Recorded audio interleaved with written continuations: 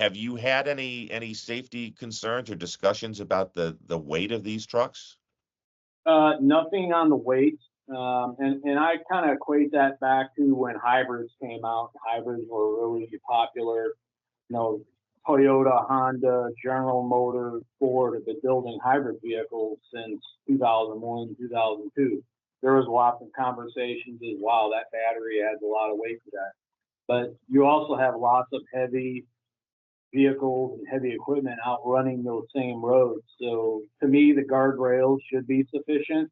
I really don't see a problem with that. Now, when we get into bigger on-road trucks, that is, weight is going to be an issue.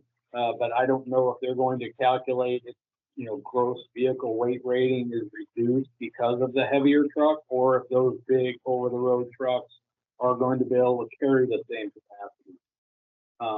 The only other concerns that we've had is working with local fire departments on their procedures. If there is a collision where we run it, or a saltwater penetration where we run into a lithium-ion runaway battery, which can be bad. Our local fire departments, we work closely with them. They already had policies and procedures in place, because these EVs have been around for over a decade now. So, and everybody is learning as we go. We've also had to work with a few vendors, body shops, a couple other vendors that were a little scared of them, because if one vehicle catches on fire, everybody thinks, oh, wow, there's a big problem. If we look at how many fossil fuel vehicles catch on fire a day because of fuel leak, it's a lot. It just doesn't get reported anymore. But if an EV catches on fire or a Tesla is burning on the side of the road, it's front page news. So a lot of it is education.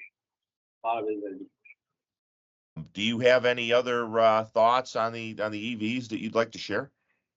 So, I mean, I would just give everybody some pointers. Just do the research and make sure you pick the right vehicle for the right application.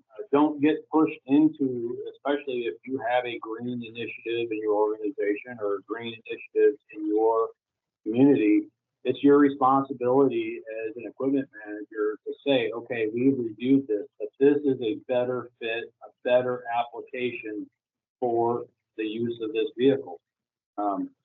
It is a fact. Until we get more, it's our responsibility to train and educate senior administration, C-suite on the best fit for the vehicle.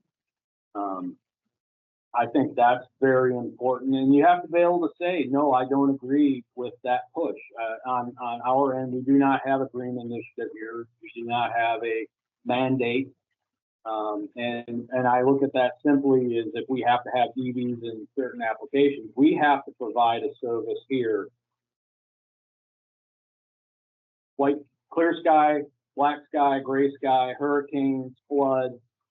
I have to have equipment that can run. So if I have a piece of equipment that can only operate 2 hours in charge, but I need it to run 8-10 hours during a storm, that's not going to be a good application. So then I propose, do we buy an internal combustion engine equipment, or do we buy 3 of these that run 2 hours? So when you start looking at the money, it can get very expensive. So, it's your responsibility as the equipment manager to educate yourself and be ready. You don't have to get ready to answer those questions and be ready for it. So that's what I see. I see some stuff, and there is some stuff that is really cool, and some stuff I look at, it's just like, well, I really like to see the data on that. But again, some municipalities, some areas, they have mandates and they have to do it. They have no choice.